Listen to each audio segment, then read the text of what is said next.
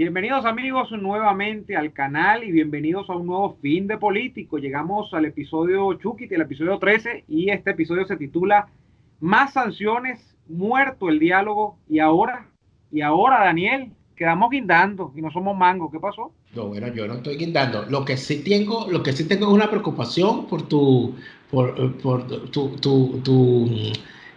dificultad para decir el número 13. Tienes complejo con ese número. Bueno, tú sabes que la escuela primaria y el bachillerato fueron en Venezuela son como que una escuela, además de en el sentido académico, este tema de los chinazos y esas cosas, entonces cuenta que Mira, a uno se le aquí, queda eso por vida. Tengo 30 años y todavía estoy con eso, imagínate tú, qué bueno, ridículo. para cerrar ese punto, debo decirte que aquí en Alemania, en la ciudad donde me encuentro, son 17 líneas que tiene el tranvía y no hay línea 13. Ah, bueno. Lanzan del 12 al 14, no ponen línea 13 por la superstición, no por los chinazos. Pero bueno, más sanciones, muerto el diálogo, y ahora que, bueno, lo primero que habría que preguntarse es, eh, serán, no, o lo primero que hay que decir, no serán las últimas, no son las primeras sanciones ni serán las últimas, pero de verdad está muerto el diálogo. Yo no creo. Porque nosotros hemos visto morir intentos de diálogo en muchas ocasiones. Y a quien le conviene, y yo mantengo mi tesis de que fue un error del chavismo pararse de la mesa, que no ha sido lo suficientemente capitalizado, por cierto, por Juan Guaidó. Ojalá pueda hacerlo. Y de la forma de capitalizarlo, muchas. Y en la ñapa de hoy vamos a hablar, la ñapa de hoy, no se pierdan la ñapa de hoy, que se llevará por título Un gabinete para Guaidó. De eso hablaremos en la ñapa. Pero, ¿qué es lo que yo te digo? El diálogo no está muerto en el sentido de que todavía hay gente proponiendo y promoviendo una hipotética y yo diría que idealista, por no decir utópica, salida negociada a una situación donde ya no cabe la negociación. Mira, tengo que revelarte esto. Yo estuve conversando con varios efectivos militares en el exilio para un trabajo que va a ser publicado pronto por la gente de Panam Post. Y o sea, los militares que se perdieron su carrera embarcándose en el llamado a reconocer el gobierno interino y a rechazar la usurpación, a todos tú les preguntas si están arrepentidos, la respuesta que te dan es que no lo están. Y no solamente que no están arrepentidos, es que siguen creyendo que la única forma de salir del chavismo es a través de una acción armada. Entonces, ¿a dónde voy yo con todo esto? Que estamos hablando de que de unos tipos, de unos hombres de armas, hombres y mujeres de armas, te dicen, mire, por la salida negociada usted no va a conseguir nada con esa gente. Porque esa gente hace esto, hace esto, hace esto, hace esto. Por lo tanto, toda negociación, todo diálogo se sale de la sensatez para tratar con el régimen. Pero además de eso, entonces se hace la gran pregunta, ¿y si no dialogamos, entonces qué hacemos, Neymar Hernández? Bueno, volvimos. Esto es Venezuela. No, estamos grabando. Estamos y seguimos al aire. Seguimos grabando, pero yo estaba aquí hablando hace rato. No, que yo me quedé porque perdimos conexión. Pero bueno, aquí estamos nuevamente. Bueno, pero Eh, seguimos la grabación. De todas maneras, el corte que vieron es precisamente para que Neomar se recupera. Pero yo no sé si me escuchaste, Neomar, lo que te no, indicaba. no. Por favor, nuevamente el planteamiento porque ahí perdí Sí, todo. no, Tú ibas a empezar. lo que te decía, era que tuve oportunidad de conversar para un trabajo que va a ser publicado por la gente de Panam Post con unos militares en el exilio, que en conclusión ellos lo que dicen es que no están arrepentidos de haber apoyado la opción de Juan Guaidó frente a la opción de la usurpación, que sienten que lo que hicieron fue cumplir con la Constitución, y además de eso están convencidos de que la única forma para salir del chavismo es a través de acciones de fuerza, porque la negociación con esta gente no va a llevar a ninguna parte. Entonces, de allí te hago yo la pregunta. Ajá, y si, entonces, si no es el diálogo, ¿qué es? ¿Qué hacemos si no dialogamos? Yo creo que esa vía intermedia, Daniel, es justamente la que copa nuestro tema hoy, que son las sanciones. Estados Unidos, a ojos vista, no está en este momento en la intención que pensábamos. Yo pensé, por ejemplo, desde el mismo día del intento del ingreso de la ayuda humanitaria a Venezuela, que había al menos la intención de crear un efecto de demostración con la incursión de un, no sé, si un pelotón. O sea, no recuerdo ahorita cuál es la cuantificación de las unidades militares, pues, pero por lo menos de una tropa que sirviese como efecto disuasivo del chavismo, de los mandos del chavismo, el día del ingreso de la ayuda humanitaria, de que si esa ayuda no ingresaba al país, se iba a proceder a poner alguna manifestación de fuerza en las costas, de que por la frontera colombo-venezolana iban a ingresar, de que por el sur Estado Bolívar, por ejemplo, Amazonas, iban a entrar por el tema de la frontera con Brasil. Eso no ocurrió y evidentemente no se quiere llegar allí, porque bueno, es una larga interpretación, porque eso tiene unos costos que no son solamente económicos, que son costos además del tema de la relación con los países del vecindario, etcétera. Como eso no es así, la política rectora de los Estados Unidos en estos momentos es, y yo creo que es la vía intermedia entre si no negociamos y no vamos a la invasión o la intervención armada, ¿qué hacemos? Es, bueno, entonces vamos quitándole el agua al pez, entonces son las sanciones. Las sanciones tienen mala prensa, Daniel, porque cuando en Latinoamérica se habla de sanciones, nosotros lo hemos referido en estos días, uno lo primero que piensa es en el embargo como tal, que sí existe, digamos, el embargo económico que se aplicó a la isla de Cuba, creo que en el año 61, ¿no? El mismo año 61 Sí, por correcto. parte de John F. Kennedy, ¿no? Luego de que, y el embargo hay que explicarlo, eso no es que Kennedy se levantó un día de mal humor y sancionó a Fidel Castro.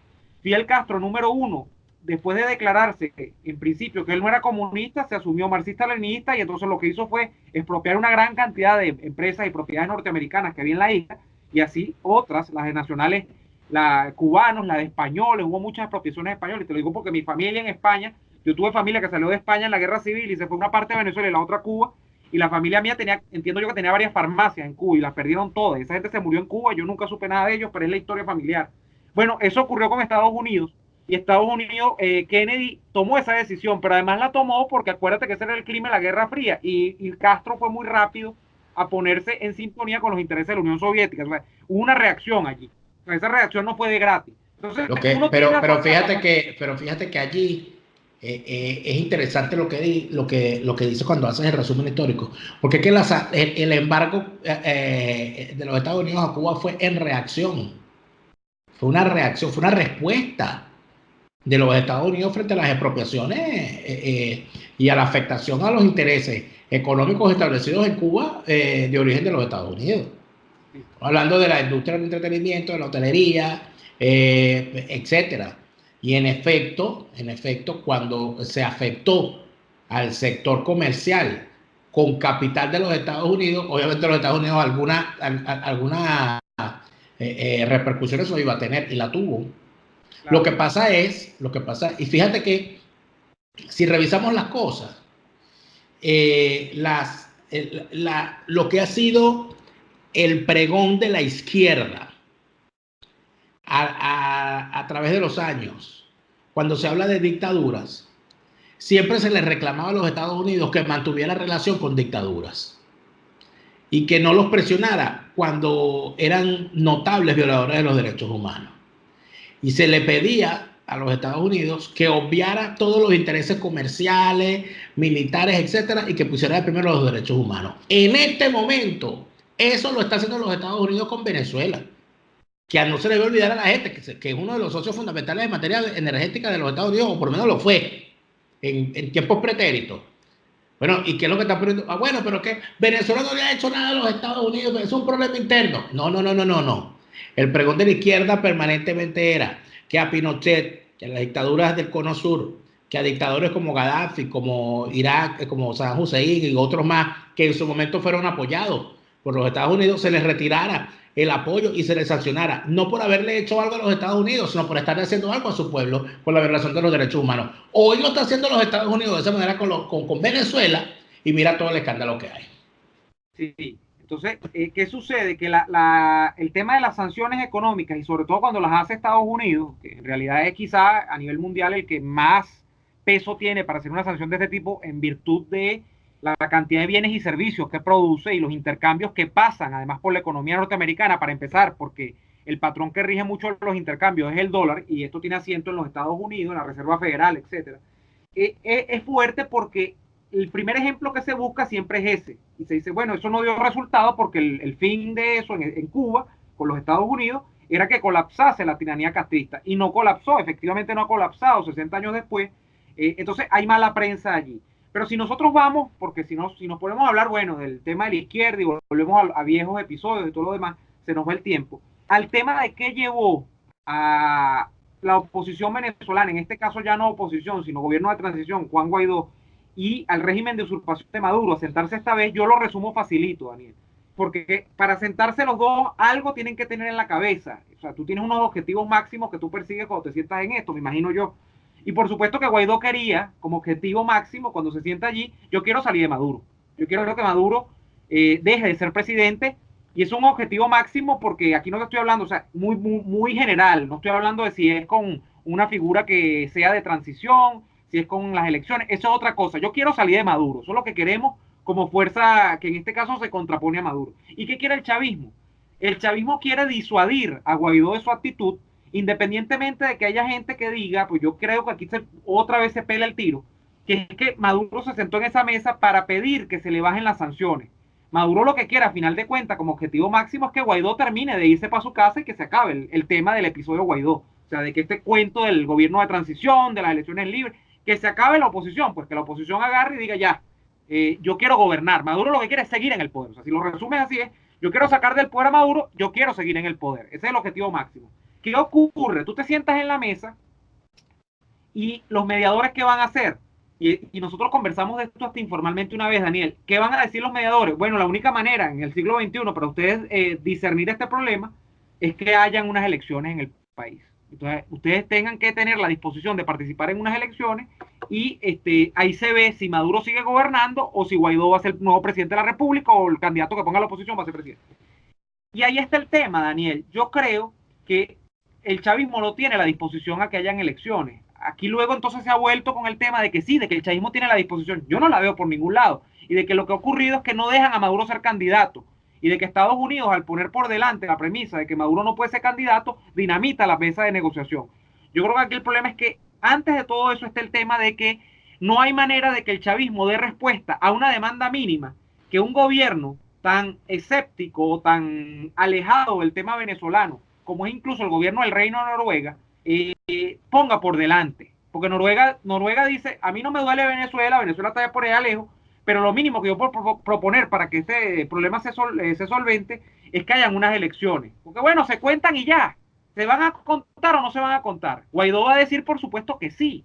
Y aquí entra todo el tema de los ardidos. Gente que no, que cómo vamos a unas elecciones. Bueno, ok, no vas a las elecciones. Entonces, ¿qué vas a hacer? Pues, ¿qué te van a dar? En la mesa no te van a dar mucho más. Al gobierno Guaidó no se lo van a dar en esa mesa de negociación. Y el chavismo, el problema es que ni siquiera va a aceptar ir a las elecciones. Ni con Maduro, ni sin Maduro.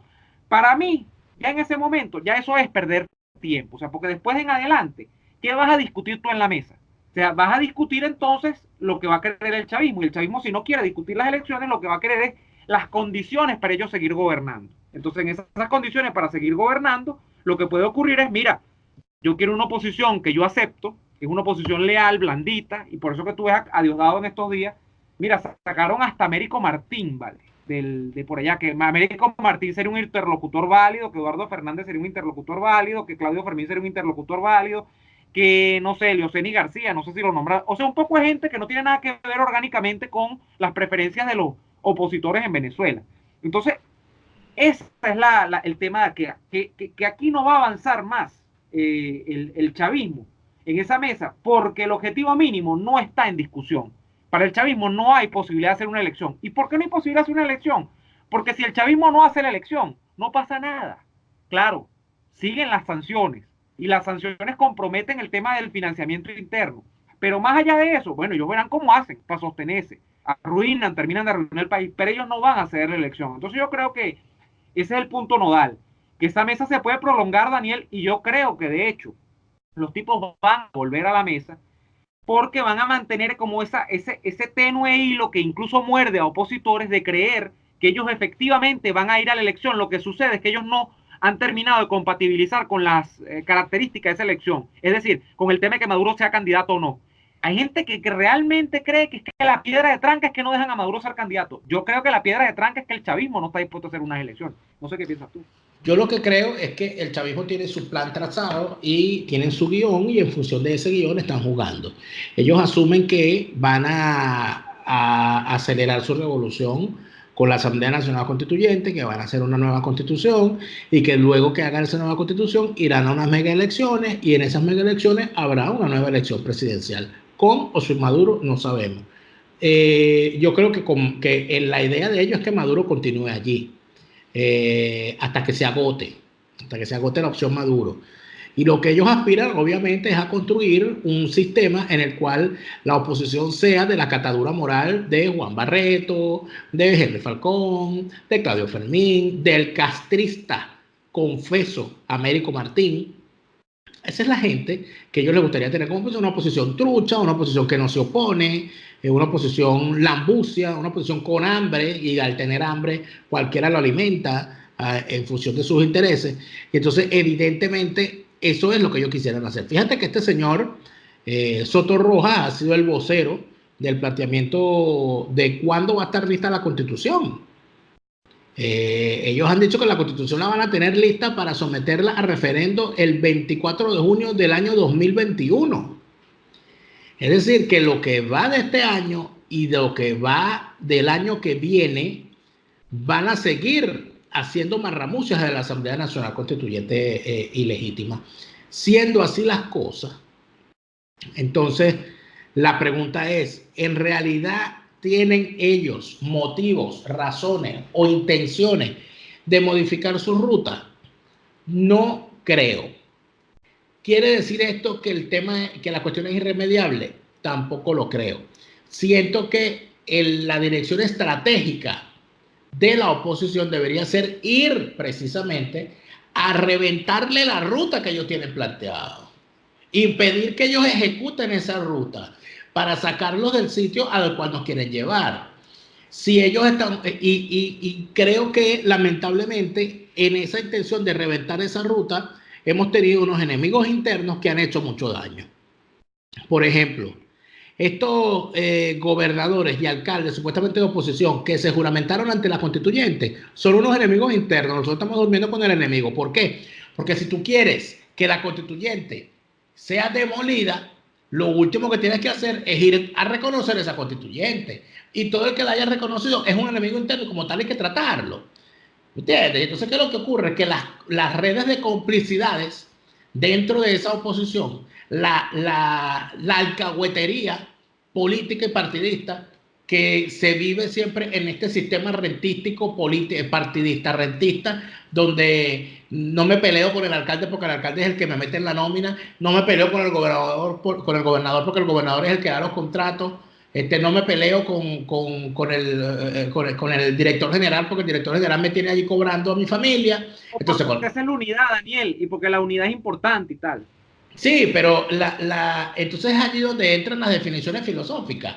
O sea, la unidad de qué se trata, de esconder la basura bajo la alfombra, a pesar de que esa basura bajo la alfombra va a empezar su hedor en algún momento y a convertirnos también en un basural, tal como el chavismo. O sea, aquí de lo que se trata es de reventar la ruta. Y para reventar esa ruta, si tienes que reventar esa unidad que es ficticia, quitándote de encima a los personajes que juegan para el enemigo, pues que sea.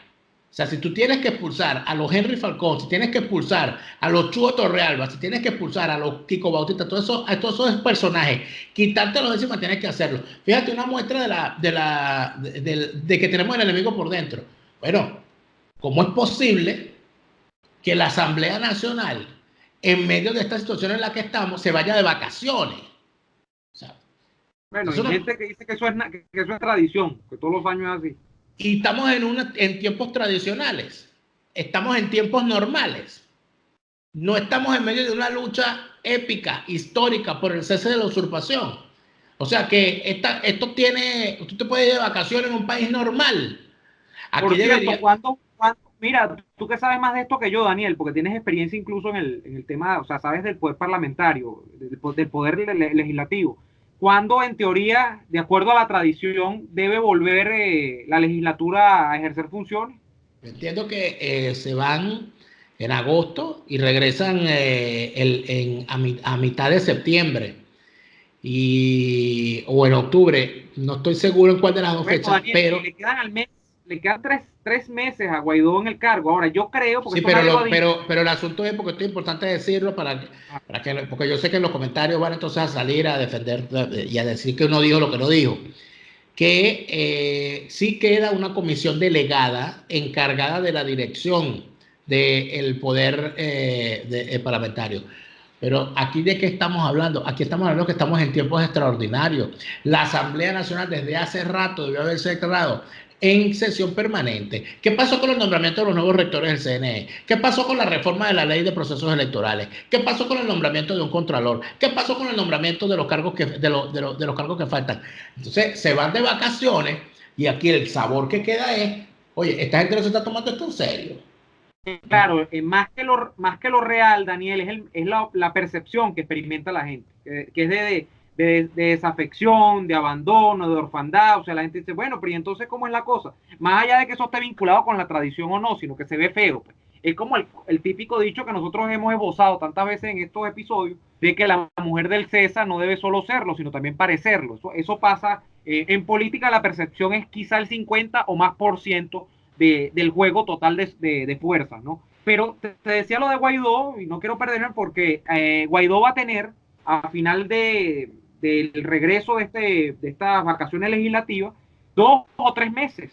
Y después entonces entra el dilema. Yo me adelanto, Daniel, yo creo que la oposición agrupada dentro de las fracciones parlamentarias no va a tener otra que darle el respaldo a Guaidó. Y yo creo y que eso es lo correcto, además, para que en el próximo periodo legislativo siga siendo presidente de la Asamblea Nacional, porque lo otro es, me parece un poco de dibujo libre y de ociosidad política, eso de agarrar, claro, hay un acuerdo, y los acuerdos entre caballeros deben honrarse, y más en política y todo lo demás, pero vas a irte al mundo de las minorías, donde han surgido nuevas fracciones dentro de la Asamblea Nacional, como ocurría siempre en el viejo Congreso, ojo, eso no es nuevo, fracciones minoritarias, ahora tienes un partido de Elsa Solórzano, tienes uno de Timoteo Zambrano, tienes el de Leocenis García, que a su vez es el padre del de Timoteo, porque aquel es una decisión de este, tienes al grupo de Henry Falcón, que tú no sabes, o sea, Henry Falcón, es como que uno no sabe si es o no es, o se salió, o Es un caballo no de lo Troya, sabe. es un caballo de Troya.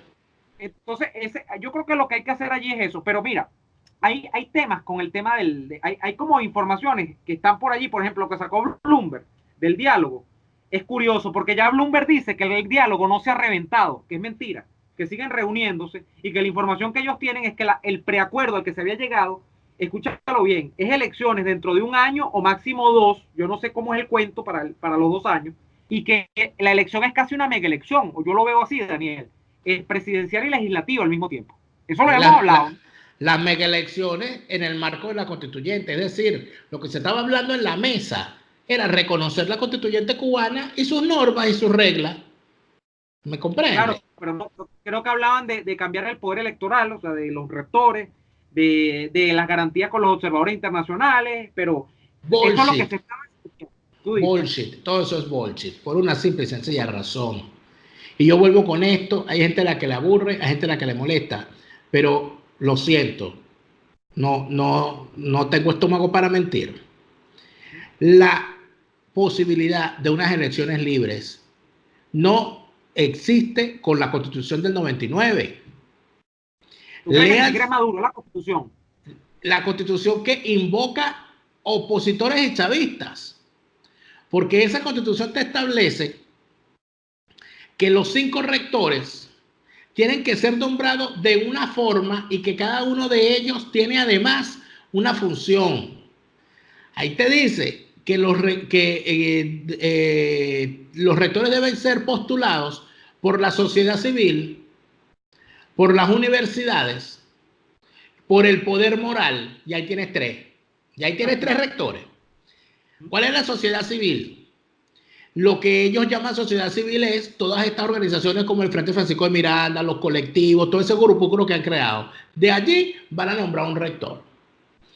De las universidades, si hacemos un conteo de las universidades autónomas y de las universidades que al no ser autónomas, el Estado las tiene, el gobierno las tiene intervenidas, ganan las que maneja el gobierno en número. Por eso fue que en el 2004 el representante de las universidades fue el rector de una universidad anodina del interior del país como Francisco Carrasquero. Ahí tienes ya 2 rectores. Y el tercer rector te lo va a nombrar el poder moral, es decir, Tarek William, el defensor del puesto ahorita que no sabemos quién es, el contralor de la usurpación, ellos van a nombrar un rector. Entonces ya ahí tienes 3 sinvergüenza, de 5. Entonces es mentira. Pero es que no solamente que tienes 3, es que la Constitución te establece cuáles son las funciones de esos 3 para mayor INRI. Es decir, la Constitución te dice que solamente podrá dirigir la Junta Electoral Principal los rectores escogidos por la sociedad civil. Que solamente podrá dirigir el registro civil el rector elegido por el Consejo Moral Republicano. O sea, ¿de qué estamos hablando aquí? ¿Qué es lo que yo de verdad creo? Que la trampa gigantesca, esa trampa jaula, que es el marco constitucional del 99, no nos va a permitir tener unas elecciones libres mientras esa constitución esté vigente, mientras esta constitución sea respetada. Esa es mi opinión. Yo creo, en conclusión, Daniel, que independientemente de lo que diga Bloomberg, de la poca información que hay sobre Barbados, si a mí me preguntan qué va a salir de allí y ahora qué, para mí es ahora que es un gran punto muerto, porque dado que el chavismo no está dispuesto a transigir en el punto mínimo que te digo, bueno, sí, por supuesto, el chavismo no va a querer que vengan las tropas militares, una fuerza multinacional a personarse aquí en Venezuela, y tampoco hay posibilidad de que internamente esto se dinamite y tal. Entonces, ¿cuál es la solución intermedia? Bueno, la solución intermedia es montar una mesa de diálogo y llegas a una negociación para una elección. Pero dado que el chavismo ni siquiera está presto a permitir eso, y no me he metido con si es con Maduro o sin Maduro, porque para mí, repito, es accesorio independientemente que los Estados Unidos ha dicho que no es accesorio. Los Estados Unidos dicen, no, y lo hacen acertadamente. Si Maduro está en el poder, esto representa que el estado de cosas del sistema político no ha cambiado, que el sistema institucional, si es que cabe hablar de instituciones, en Venezuela sigue siendo el mismo y eso no va a salir un buen resultado allí. El resultado no va a ser un resultado creíble de esas elecciones. Pero independientemente de eso, para mí no hay posibilidad de que el chavismo realmente se comprometa en esa mesa a que se den las elecciones. Entonces, como eso es así, y como Guaidó no puede aceptar nada menos que eso, y yo lo dije, Daniel, hace 2 meses, cuando esto no se había mudado ni para Barbados, sino que estaba en Oslo todavía, como Guaidó no puede, porque además Guaidó no puede hacer lujo. Es que no es que, por aquí hay gente que dice, no, que se va a traicionar. No, es que no puede. Es que no puede, porque tiene, o sea, Guaidó está como cuando uno se mete en una piscina o se mete en una playa. Y la piscina y la playa tienen niveles de profundidad. Guaidó está en un nivel donde él no puede, o sea, él no puede ni recoger, o sea, él está en un nivel mínimo. Él ya entró hasta la cintura. Y ese es el nivel mínimo. Entonces lo que le queda es meterse la cintura para adentro, o sea, no puede. Entonces, en ese caso, claro, está metido en la playa, o sea, no está en la playa de niño, ni en la piscina de niño, está en la de adulto, el área de adulto, donde hay profundidad. Entonces, como él no puede reconocer... Se metió para lo hondo. Se metió hondo en la negociación, y como cuando tú te metes para lo hondo, o nadas, o te ahogas, no puedes hacer más nada. Él le toca nadar, y en ese nadar, él tiene que conseguir mínimo una elección que sea más o menos creíble, porque si no sus bases no se van a movilizar, y el mundo no va a aprobar eso tampoco, Daniel. Y el mundo en este caso, no le pongo eufemismo, los Estados Unidos no lo va a aprobar, porque además los Estados Unidos está convencido de que la manera más barata y la manera que ellos han planteado en este caso para salir de Maduro es una elección. O sea, el mundo está convencido de que eso es así, porque efectivamente es así. No hay manera que Maduro gane la elección, más allá de que haga trampa, ¿no? Entonces, yo creo que eso no va a avanzar. Lamentablemente nosotros entramos como en la zona muerta. Nosotros estamos en una zona muerta porque el chavismo no va a transigir en la convocatoria de unas elecciones, y por ahí quítense la cabeza que si es Héctor Rodríguez, que si es la Cava. No, eso es, ok, eso es un debate, pero ese debate es secundario. El gran paraguas es la elección como tal, y yo no veo condiciones para la convocatoria de tal elección porque el chavismo no lo va a permitir. Yo pienso más o menos lo mismo. Ahora, si Guaidó se metió para lo hondo, que nade, porque yo lo vi a él tirándose un chapuzón, que nade. ¿Qué creo yo que debería hacer Guaidó en este momento? Yo pienso que es el momento para que Guaidó nombre un gobierno interino, aprovechando el error que cometió el chavismo al pararse de la mesa. De eso vamos a hablar en La Ñapa. Recuerden suscribirse al canal de Neomar Hernández, denle like al video, suscríbanse además y activen las notificaciones para que le lleguen los avisos cuando haya nuevos contenidos. Igualmente, en mi canal de YouTube también tienen posibilidad de suscribirse, activar las notificaciones y allí es donde van a tener disponible La Ñapa. Neomar, despida porque este espacio es suyo. Le aclaramos nuevamente a nuestros amables televidentes virtuales de YouTube que acá abajo en la cajita de la descripción dejo tanto el link del canal de Daniel Lara, La Ñapa. A ustedes les dejo el link directo abajo, métanse y amplíen, porque no está, o sea, por supuesto que hay mucha información en esa cajita a veces y tienen que ampliar la cajita. Gente que escribía, Daniel, la semana pasada, no pusiste el link del video de Daniel ni el canal, ¿cómo me suscribo? Amplíen abajo, mostrar más en la caja de los comentarios. Allí van a conseguir el enlace a La Ñapa y al canal de Daniel para que se suscriban, el canal de YouTube. También van a conseguir el link para que nos apoyen y vean y tengan acceso a contenido exclusivo en la cuenta de Patreon de Daniel, que es patreon.com/delaraf, y la mía, que es igual, patreon.com/neoadolfo. Allí, por cierto, para quienes les gusta Fin de Político, lo ven en primera fila, lo ven antes que la gente de YouTube, porque nosotros allí lo publicamos en Patreon los sábados muy temprano, lo tienen ustedes en Patreon, lo ven en Early Access, como llaman ahora, en nuestras cuentas de Patreon, en las dos, se suscriben por un monto bastante económico y bueno, tienen esa... Que es un costo que hay que aclarar que con ese apoyo nos ayudan a seguir haciendo contenidos. Y sobre todo sabemos que eso es una oferta dirigida fundamentalmente a quienes están fuera de Venezuela, porque sabemos cuál es el problema en Venezuela con las divisas. Si usted está en Venezuela, no se aflija porque no puede apoyarnos a través de Patreon. Apóyenos en nuestro canal de YouTube, suscribiéndose, dándole like a las publicaciones y por supuesto difundiéndolo en sus redes sociales. Así es. Bueno, y dicho toda esta información, este largo catálogo de aclaratorias, nosotros nos despedimos y les esperamos en el próximo Fin de Político. Hasta entonces.